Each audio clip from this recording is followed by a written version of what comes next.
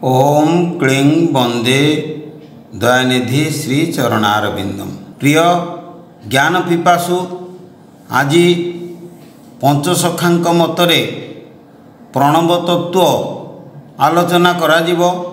पंचसखांक मतरे ओंकार तत्व किभଳି भावरे वर्णना करा जायछि एवं ताहाकु ब्रह्म अवधूत ठाकुर श्री श्री दयानिधि परमहंस देव जो वर्णना करिसेंती ताहार तात्विक आलोचना आज कराजिबो।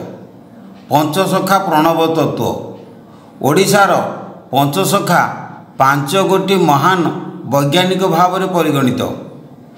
सेमानंकु जणे जणे चेतना विज्ञानी कहले अत्युक्ति हेब नहीं। सेमानक साधना कौशल विज्ञान सम्मत अटे, हेले ताहाको साधारण रे बुझिबा सहज साध्य नुहे। ब्रह्म अवधूत श्री श्री दयानिधि परमहंस देवंक आशीर्वाद मु ताहा आपण मानक निकट रे उपस्थापन करुछि। आपण माने ताको अत्यंत सावधानर सहित शुणतु।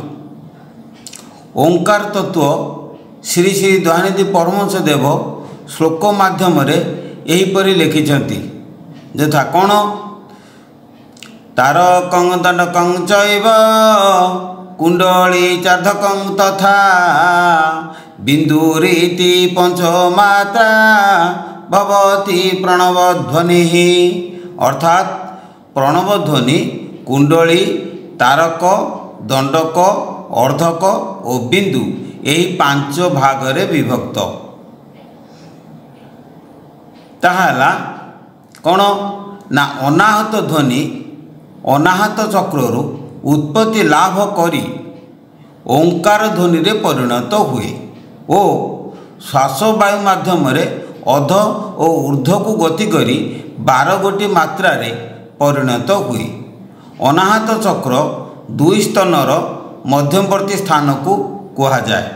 सही स्थान स्वरपेटिकार मध्यस्थल रे अवस्थित, जहाँ केवल शून्य सह संपर्क रखि थाए। शरीर सहित ताहार कौनसी संपर्क न थाए। सही स्थान रे शून्य सूक्ष्म स्थूल अवस्था को गति करी 3 गोटी शक्ति स्तर गठन करे। स्वरपेटिका माध्यम रे श्वास वायु यातायात करे। सही वायु को अपसारण कले ता मध्य रे आकाशर उपस्थिति प्रकाश पाए। आकाश शब्द बा स्पंदन शक्तिर प्रकाश स्थल। ता मध्यरु स्पंदन शक्ति को दूरेई देले आकाशर अस्तित्व लोप पाए और अहंकार शून्य प्रकाश लाभ करे। अहंकार शून्य तामसा अहंकार शक्तिर प्रकाश स्थल। तामसा अहंकार जड़ और चेतन प्रकृति विशिष्ट। ता देहरु जड़ प्रकृति को दूरेई देले जड़ चेतनात्मिका तामसा अहंकार रूपांतरित होई चेतन प्रकृति विशिष्ट चित शक्ति रे परिणत हुए।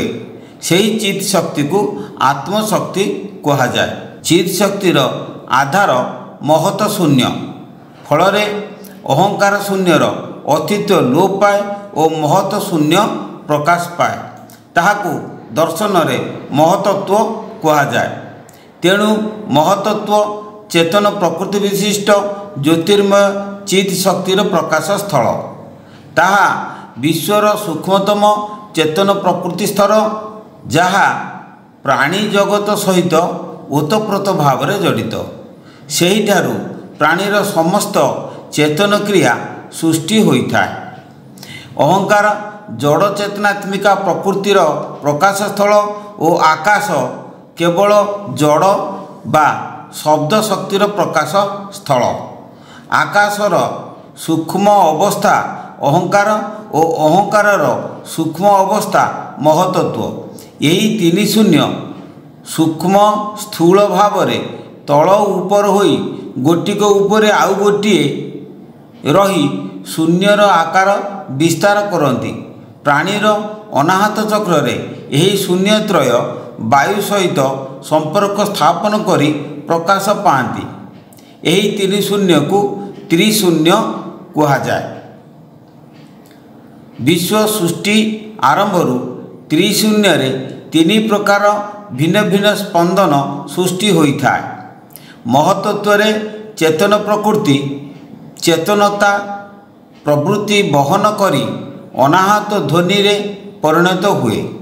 ଅହଙ୍କାରରେ ଜଡ଼ ଓ ଚେତନର ମିଶ୍ରିତ ପ୍ରକୃତି ବା ଅର୍ଦ୍ଧଚେତନତା ପ୍ରକୃତି ବହନ କରି ବିନ୍ଦୁ ଧ୍ୱନିରେ ପରିଣତ ହୁଏ ଏବଂ ଆକାଶରେ କେବଳ ଜଡ଼ ପ୍ରକୃତି ବା ଜଡ଼ତା ପ୍ରକୃତି ବହନ କରି ଅର୍ଦ୍ଧମାତ୍ରା ଧ୍ୱନି ପ୍ରକାଶ ପାଏ।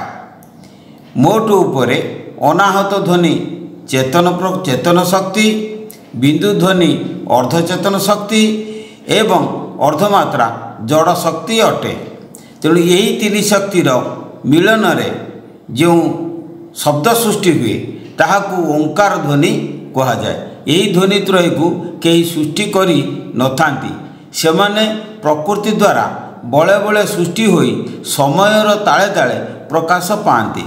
ମାତୃଗର୍ଭରେ ପ୍ରାଣୀ ଶରୀର ଗଠିତ ହେବା ପରେ ତା ମଧ୍ୟରେ ସେମାନଙ୍କଠାରୁ ତିନୋଟି ଭିନ୍ନ ଭିନ୍ନ ସ୍ପନ୍ଦନ ବାୟୁରେ ସୃଷ୍ଟି ହୁଏ।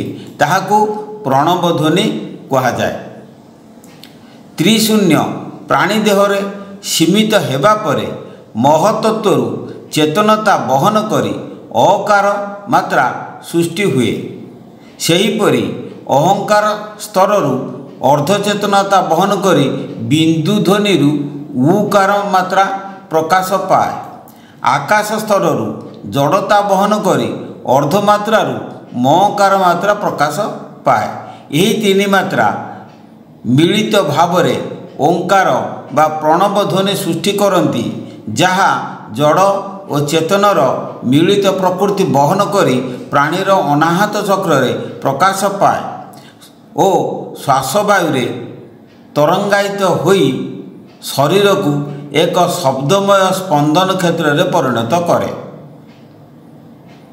ପ୍ରଣବ ଧ୍ୱନି ବିଷୟରେ ଠାକୁର ଶ୍ରୀ ଶ୍ରୀ ଦୟାନିଧି ପରମହଂସ ଦେବ ଖରସ୍ରୋତାକଳ୍ପରେ ଏହିପରି ଲେଖିଛନ୍ତି, ଯଥା ଅକାରଟି ଜଳ, ଉକାରଟି ପୃଥି, ମକାର ଆକାଶ ପ୍ରତ୍ୟକ୍ଷ।